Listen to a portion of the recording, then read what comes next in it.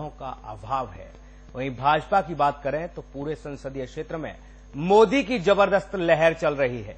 मोदी की लहर से कांग्रेस इस बार संकट में पड़ती नजर आ रही है।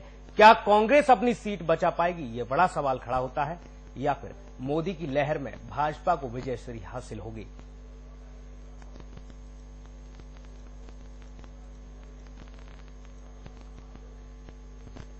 आपको बता दें कि देवास शाजापुर संसदीय क्षेत्र में इस बार मुकाबला बेहद ही कांटे का है।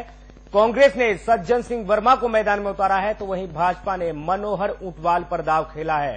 कांग्रेस के कब्जे में ये सीट रही है अब तक, और उसको छीनने की भारतीय जनता पार्टी ने एक कठोर रणनीति यानी कि बेहद ही मजबूत रणनीति तैयार की है।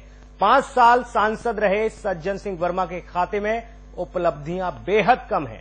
जनता परेशान है, कहीं पानी की किल्लत, कहीं सड़क की दिक्कत, कहीं स्वास्थ्य की व्यवस्था खराब है, तो कहीं कुछ और समस्या। क्षेत्र में ना औद्योगिक विकास हुआ है और ना ही सांसद के द्वारा कोई बड़ी योजना क्षेत्र में लागू की गई है। ऐसी स्थिति में देवास शाजापुर संसदीय क्षेत्र में सांसद और कांग्रेस प्रत्याशी सज्जन सिंह वर्मा के पास मुद्दों का अभाव है। वहीं भाजपा की बात करें तो संसदीय क्षेत्र में मोदी की जबरदस्त लहर चल रही है। मोदी की लहर से कांग्रेस इस बार संकट में नजर आ रही है। क्या कांग्रेस अपनी सीट बचा पाएगी, या फिर मोदी की लहर में भाजपा को विजयश्री हासिल होगी? और इसी मुद्दे पर चर्चा के लिए हमारे साथ 2 बेहद खास मेहमान जुड़ चुके हैं। इंदौर स्टूडियो से रमेश यादव, वरिष्ठ नेता हैं कांग्रेस से, दिव्या गुप्ता प्रवक्ता हैं भारतीय जनता पार्टी की। बहुत बहुत स्वागत है आपका। रमेश जी, सबसे पहले चर्चा की शुरुआत आप ही से करना चाहूंगा। देवास शाजापुर संसदीय क्षेत्र में कांग्रेस की क्या स्थिति है?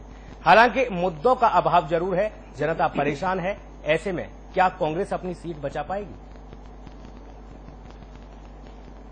कांग्रेस भारी बहुमत से भाई सज्जन सिंह वर्मा जीतेंगे जी, क्योंकि 5 साल सज्जन सिंह वर्मा ने अपने लोकसभा क्षेत्र में जनता की हर समस्या के लिए पार्लियामेंट में बहुत दमखम से उठाया है और बहुत सारी योजनाएं सज्जन भाई लेके आए हैं जी। और उन्हीं की वजह से आज जो शाजापुर देवास में पिछले बार अतिवृष्टि किसानों की हुई थी, और सज्जन सिंह वर्मा ही एक ऐसे लोकसभा में मेंबर थे जिन्होंने मध्य प्रदेश की पूरी आवाज उठाई थी और वहां से 1000 करोड़ रुपए से ज्यादा अतिवृष्टि के किसानों के लिए लेके आए थे केंद्र से मांग के। केंद्र से उन्होंने अपने लोकसभा क्षेत्र में बहुत सारी योजनाएं अपने संसद सदस्य का जो एक फंड होता है उससे सड़कों का निर्माण करवाया, कुएं खुदवाए और कई ऐसे लोगों की मदद करी जिनको वास्तव में मदद की जरूरत थी। इतना रुपया लाने के बाद भी मध्य प्रदेश सरकार उनके रुपए का दुरुपयोग करती रही और नाम अपना लगाती रही। सज्जन भाई ने इतनी 5 साल इतनी मेहनत करी कि जो 20 साल तक जो सांसद थावर चंद गहलोत उस भारतीय जनता पार्टी के सांसद थे, उन्होंने जो काम नहीं किए वो 5 साल में हमारे सांसद श्री सज्जन सिंह वर्मा ने किए। आप ये जाकर देख सकते हैं कि लोकसभा क्षेत्र में सज्जन भाई का कितना काम है। जी बिल्कुल, साधना न्यूज ने देखा है कितना विकास हुआ है, गंगा बह रही है। दिव्या जी, देवास शाजापुर संसदीय क्षेत्र में मतदाताओं का मूड क्या है? क्या इस बार क्षेत्र में मोदी की लहर काम कर रही है? इस बार मतदाता बिल्कुल बदलाव चाहता है जी। मैं एक बात से कहना चाहूंगी, ऐसी सज्जनता किस काम की जो आपके अल्टीमेटली काम ही ना है। सज्जन सिंह जी सज्जन जरूर है, लेकिन उनके धरातल पर उनके कहीं कोई काम नजर नहीं आते हैं जी। और अभी जो रमेश भाई साहब ने कहा, उनके ही वक्तव्य में बहुत विरोधाभास है जी। विरोधाभास यूं है कि अतिवृष्टि में जो पैसा आया, तो वो हमारा तो इल्जाम ही यही है कि अतिवृष्टि का जो पैसा है वो सिर्फ यूपीए सरकार ने सिर्फ अपने सदस्यों को ही दिया है। बाकी जो मध्य प्रदेश में बंटना चाहिए वो पैसा उन्होंने बांटा ही नहीं है। तो पहली बात तो यही है उनका एक जो उनका आर्ग्यूमेंट है, उस आर्ग्यूमेंट को मैं खारिज करती हूँ। दूसरी बात ये कि जो जितना काम वो बता रहे हैं उतना काम उस क्षेत्र में कहीं पे भी नजर नहीं आता है। आता होता तो देवास और उनका जो जिला है, जो उनका संसदीय क्षेत्र है, उस क्षेत्र में तो इतना विकास हो जाना चाहिए था। अगर वो इतने दमदार व्यक्ति थे और ऊपर केंद्र में तो उनकी सरकार रही है, तो इतना विकास होना चाहिए था कि जहां पे आज सड़कें और गड्ढे समझ में ही नहीं आता कि कहाँ है, पानी की कमी है, धूल से भरा हुआ वो सारा का सारा क्षेत्र है। कभी वो जाके आप देखें तो पता चलेगा। तो कहीं कहीं कोई दूर दूर तक काम नजर नहीं आता है। तो उसमें अब जो जनता है वो बदलाव तो चाहती है। एक तो ये कि संसदीय क्षेत्र से बदलाव चाहती है और दूसरा ऊपर से मोदी जी की लहर, तीसरा शिवराज जी का बड़ा सारा फैक्टर। तो तीनों फैक्टर जब काम करेंगे तो निश्चित रूप से अब की बार ऊंटवाल जी निश्चित रूप से विजयी होकर आएंगे। जी रमेश जी, यदि पूरे क्षेत्र में मोदी जी की लहर चल रही है तो कांग्रेस के पास मोदी की लहर का कोई काट है, कोई रोकने का उपाय है? भाई साहब, मैं एक आपको बताना चाहता हूं जी कि केवल एक हवा बनाया गया है कि मोदी लहर सब ये आप ग्रामीण इलाके में वो जो ग्रामीण मतदाता अंतिम पंक्ति का है उससे आप जाकर पूछ सकते हैं कि भाई आपके इस एरिया के विकास के लिए आप मोदी को जानते हैं, सज्जन सिंह वर्मा को, तो आपको गांव का गरीब से गरीब आदमी ये बताएगा। दिव्या जी कह रही है विकास है ही नहीं, विकास के लिए क्या पूछा जाए, विकास है ही नहीं। मेरी बात तो सुनिए, आपने विकास अभी के मापदंड क्या है पहले वो तो सुनो, आपने अभी जो पूछा मुझसे कि मोदी की लहर, जी, तो मैं ये बताना चाहता हूं कि लोकसभा क्षेत्र में देवास सायापुर लोकसभा क्षेत्र में मोदी लहर नहीं है, सज्जन वर्मा लहर है वहां पर। ठीक है, क्योंकि सज्जन वर्मा होनी भी चाहिए, होनी भी चाहिए, क्योंकि उससे पहले अगर बीजेपी का राज था तो बीजेपी ने आपने कहा आपने अपने बयान में ही कहा कि भाजपा ने विकास नहीं किया था, इस बार सज्जन सिंह वर्मा को जनता ने चुना। अब सज्जन सिंह वर्मा विकास नहीं करेंगे तो फिर क्या जनता की उम्मीदें तो बेकार हो गई ना, तो विकास तो होना ही लाजमी है। जनता की उम्मीद नहीं, जनता की उम्मीदों में सज्जन वर्मा खड़े निकलेंगे और चुनाव जीतेंगे। जी, आप अगर इसका सर्वे आप चाहते हैं, जी, मैं ये बहन बैठी हुई है, छोटी है मेरे से, जी, मैं इनसे कहता हूँ आप मेरे साथ चलिए। ऐसे ऐसे गांव में लोग ये कहते हैं कि इंदौर के अंदर हम अस्पताल में भर्ती होते हैं और अस्पताल से जानकारी लगती है कि देवास साजापुर संसदीय क्षेत्र का कोई भर्ती है, तो सज्जन सिंह वर्मा अगर इंदौर रहते हैं तो वो या उनका कोई साथी वहां अस्पताल में जाके उसकी पूरी चिंता करता है, क्योंकि उसकी कॉन्स्टिट्यूंसी का भले दल का है। दिव्या जी, हर एक गांव में, हर उस दूरस्थ इलाके में विकास पहुंचा है, संसदीय क्षेत्र का नाम लिया जाता है और जब भी कोई मरीज पहुंचता है तो वो ये कहता है कि हम सज्जन सिंह वर्मा के क्षेत्र से हैं, भैया हमारा इलाज पहले होना चाहिए, और होता है। हास्यास्पद स्थिति ये है जी, हास्यास्पद स्थिति ये है कि अगर इतना ही विकास हुआ होता तो उसको इंदौर रेफर करने की जरूरत ही नहीं थी जी। वहीं पर इतना अच्छा अस्पताल बन जाना चाहिए था कि सुदूर इलाके में इतनी, यदि वहां पे ड्रेनेज एरिया है तो वहीं इतना अच्छा अस्पताल बन जाना चाहिए था कि इंदौर लाने की मरीज को आवश्यकता ही न होती जी। पहली बात। दूसरी बात ये कि जिस चीज को ये सिरे से हटा रहे हैं कि मोदी लहर नहीं है जी। आज ही मैं आपको बता दूं कि धार और कुक्षी की जो मोदी जी की सभा हुई है, इतना अपार जन सैलाब उमड़ा है कि समझ में नहीं आ रहा है कि ये जन सैलाब है या क्या नजर आ रहा है। इतनी भीड़ वहां पे उमड़ी है कि सब लोगों के आंकड़े फेल हो गए, जितनी भीड़ वहां उमड़ी है जी। तो मोदी की लहर है, ये तो तय बात है। लेकिन मानने से अगर कांग्रेस के साथी हमारे मानने से भी इनकार करें तो ये दिवा स्वप्न देख रहे हैं, उसमें देखने में कोई हर्ज भी नहीं है, देखना चाहिए, क्योंकि पार्टी का कार्यकर्ता ये चाहेगा कि वो इसी स्वप्न में रहे और इसी स्वप्न में रहता है रमेश जी, तो उनको स्वप्न देखने में कहीं कोई वाजिब बात है आपकी। आपने कहा कि जब इतना ही विकास हुआ है तो इंदौर रेफर करने की जरूरत क्या पड़ी? रमेश जी, नहीं भाई साहब, एक मैं आपसे निवेदन करूंगा, कई ऐसी घटनाएं होती हैं जो वहां अस्पताल में नहीं। आप देखो बड़े मिनिस्टर वो इंदौर में बॉम्बे हॉस्पिटल में क्यों आते हैं?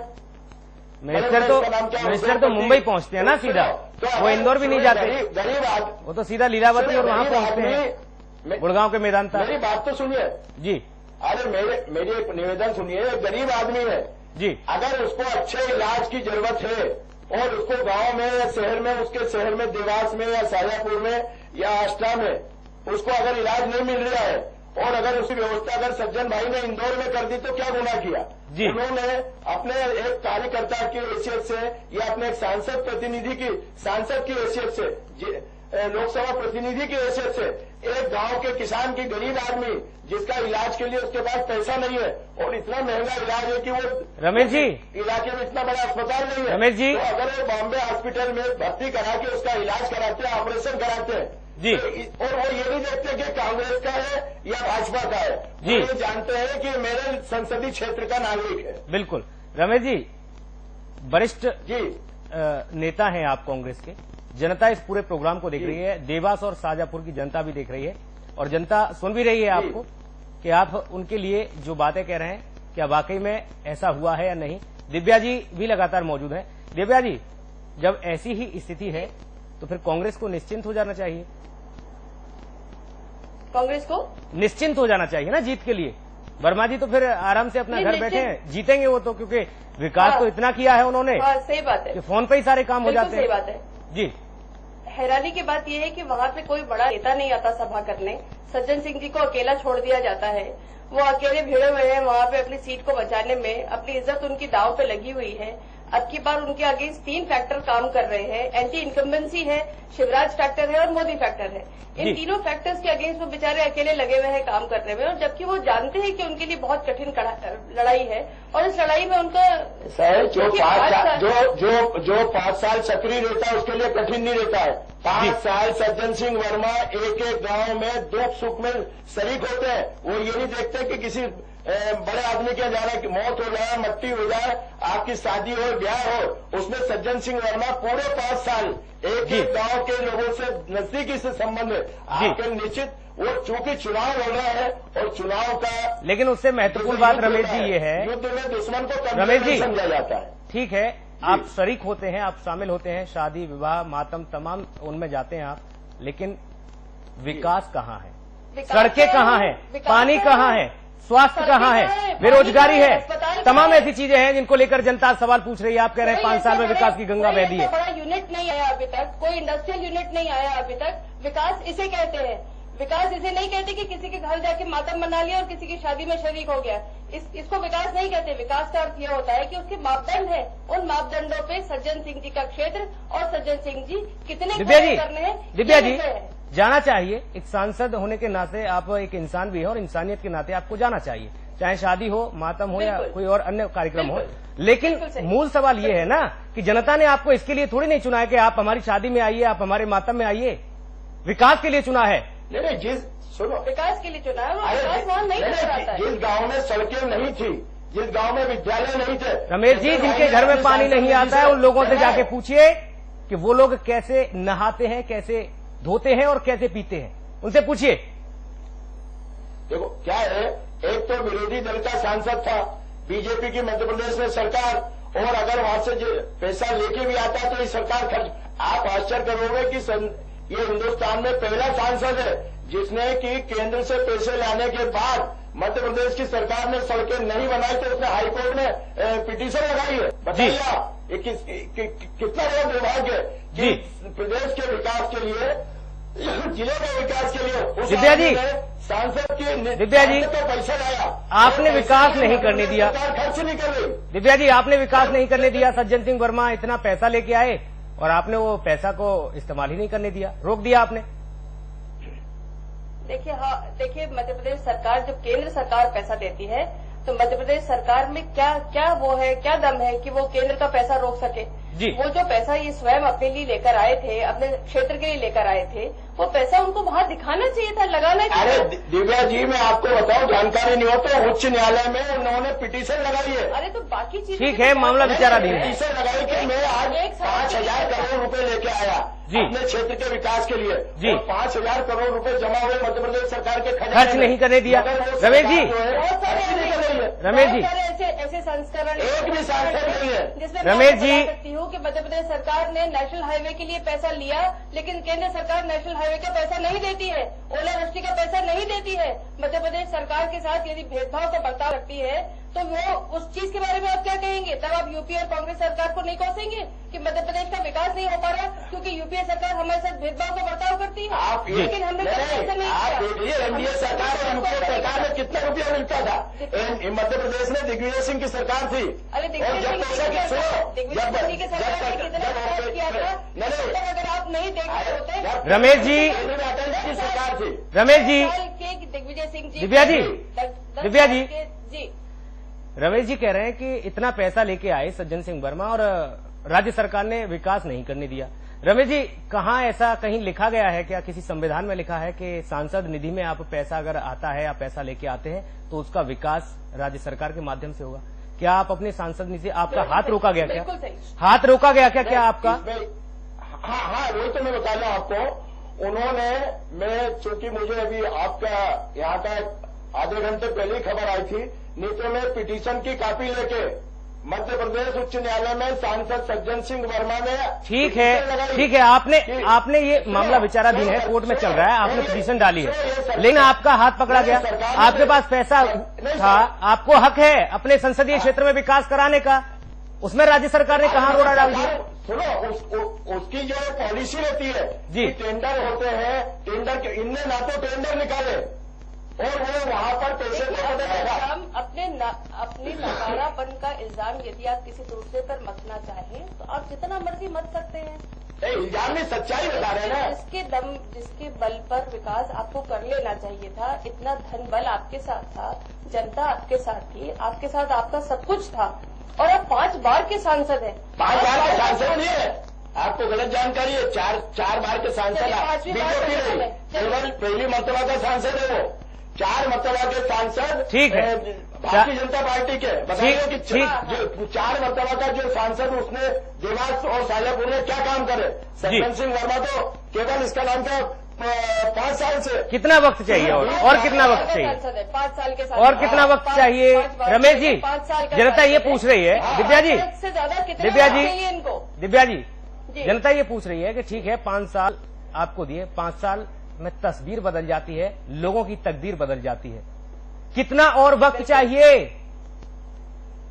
नहीं, वक्त क्या? बिजली, पानी, सड़क, स्वास्थ्य, तमाम ऐसी चीजें हैं। अगर एक सांसद को खुद अगर अपने लिए काम कराना हो तो 5 साल बहुत दूर है, 5 दिन में वो काम पूरा हो जाता है। रमेश जी, ये आम जनता का सवाल है। आप सही कह रहे। नहीं, वो जब उस आदमी ने केंद्र में लड़ाई लड़के अपनी सरकार से और लोकसभा से पैसे लेके आया और यहाँ पे इनकी अपनी सरकार थी। अरे हाँ, तो केंद्र में किस बात की लोकसभा से अरे आप वहाँ पे ऐसा है, लोकसभा मेंबर है, उसने अपना पूरा प्लानिंग बना के दिया कि मेरे को इतनी सड़कें चाहिए, इसमें इतना खर्च आएगा, ठीक है, उसका एस्टीमेट हुआ, पैसा आया, मगर ये मध्य प्रदेश की सरकार ने नहीं दिया और उसने आंदोलन करे, ठीक, ग्रामीणों बिल्कुल, के साथ में वहाँ के लोगों के रमेश जी, और उसके बाद हम न्यायालय गए, ठीक है, उच्च न्यायालय में याचिका लगाई है। ठीक, अगर मैं ये बात गलत कह रहा हूं तो आप पूछ लीजिए, नहीं, उच्च न्यायालय में मध्य प्रदेश सरकार के खिलाफ याचिका लगी है कि नहीं? गलत नहीं कह सकते रमेश जी, मगर रमेश जी, आप गलत कह ही नहीं सकते। जनता आपको देख रही है, जनता सुन रही है आपको, कल आप फिर जनता के बीच में जाएंगे, चुनाव का माहौल है, ऐसे में तो आप गीता पर हाथ रख के आए ना कि आप जो भी कहेंगे सच कहेंगे, सच के अलावा कुछ नहीं कहेंगे। ठीक है दिव्या जी, दिव्या जी, ठीक है, सुन लिया रमेश जी, सच्चाई में विश्वास रखते हैं। रमेश जी, सच्चाई में आप विश्वास रखते हैं, आप वरिष्ठ नेता हैं, सम्मान करते हैं हम आपका, जनता देख रही है पूरे कार्यक्रम को। दिव्या जी, भाजपा ने इस सीट पर मनोहर ऊंटवाल को, जो प्रदेश सरकार के मंत्री रहे हैं, उन्हें उतारा है, उन पर दाव खेला है। क्या मनोहर ऊंटवाल कांग्रेस से इस सीट को छीन पाएंगे? एक सेकंड, आपका ऑडियो कुछ गड़बड़ था जी, दोबारा पूछें। क्या मनोहर ऊंटवाल कांग्रेस से सज्जन सिंह वर्मा से इस सीट को छीन पाएंगे? बिल्कुल छीनेंगे जी। मैंने पहले ही कहा कि एक तीनों फैक्टर्स काम कर रहे हैं। एक एंटी इनकम्बेंसी फैक्टर है, जनता ने विकास नहीं देखा। 5 साल का समय बहुत समय होता है, जिसमें विकास करना चाहते थे तो बिल्कुल विकास कर सकते थे, विकास नहीं हुआ। जनता त्रस्त है, पानी के लिए त्रस्त है, बिजली पानी के लिए त्रस्त है, बिजली के लिए तो नहीं, पानी के लिए त्रस्त है, सड़कों के लिए त्रस्त है, रोजगार की समस्या है, कहीं कोई बड़ा यूनिट, कोई बड़ी इंडस्ट्री नहीं लेकर आ पाए हैं, उसके कारण से बेरोजगारी के कारण त्रस्त है। अभी स्वयं इन्होंने कबूला है कि वहां पे कहीं कोई अस्पताल और इस तरह की हेल्थ सर्विसेज नहीं है, उसके कारण त्रस्त है। बार बार पेशेंट्स को यहाँ भागना पड़ता है। तो वो एक बड़ी समस्या है वहाँ के स्थानीय लोगों के लिए। इस तरह की छोटी छोटी समस्याओं को लेकर एक एंटी इनकम्बेंसी फैक्टर है। तीसरा बहुत बड़ा फैक्टर एक ये है कि इस बार जिस थम्पिंग मेजोरिटी के साथ माननीय शिवराज जी तीसरी बार मुख्यमंत्री पद पर आए हैं, इसका मतलब ये है कि जनता ने उन्हें स्वीकारा। ठीक है, बिल्कुल। आपने दिव्या जी आपने कहा त्रिदेव यहाँ पर काम कर रहे हैं। और तीसरी इतनी बड़ी मोदी लहर है इस पूरे देश में, उस लहर के आगे सुनामी है, लहर नहीं है सुनामी है, उसके आगे किसी का भी टिक पाना मुश्किल है। ठीक, और ये सब जो है वो विकास की वजह है। सबसे बड़ा कारण है कि विकास आने वाले वक्त में विकास कैसे होगा। जनता ये बदलाव चाहती है कि अगर 5 साल हमने किसी एक को दिए हैं तो अगली बार हमें किसी और को भी देखना चाहिए। रमेश जी, बिल्कुल रमेश जी, सज्जन सिंह वर्मा के बारे में आपने तमाम बातें कही, मैं फिर से दोहराना चाहूंगा। आपने कहा तमाम दुख सुख में वो शामिल होते हैं, शरीक होते हैं, वो जाते हैं, लोगों की सहानुभूति उन्हें मिलती है और उनकी बड़ी ही मजबूत पकड़ है। वहां दूरस्थ इलाकों में, गांव देहात में, हर जगह विकास भी हुआ है। आपने ये बातें कही, पैसा भी लाए हैं केंद्र से, दिल्ली से पैसा भी लेके गए हैं, लेकिन पैसा जो है वो लूट लिया गया प्रदेश सरकार ने, राज्य सरकार ने। आपने कहा ये सारी बातें, लेकिन अपने क्षेत्र में लोगों का ये मानना है कि अपने क्षेत्र में वो कम रहते हैं, इंदौर में ज्यादा रहते हैं। क्या है कि उनका कार्य क्षेत्र जरूर वहां पे शाजापुर देवास है जी। और आपको मैं आश्चर्य की बात, ठीक है, नहीं रमेश जी, सवाल इतना सा है कि ज्यादा जहां रहते हैं कार्य क्षेत्र देवास और शाजापुर है, इंदौर में ज्यादा रहते हैं, वहां कम रहते हैं।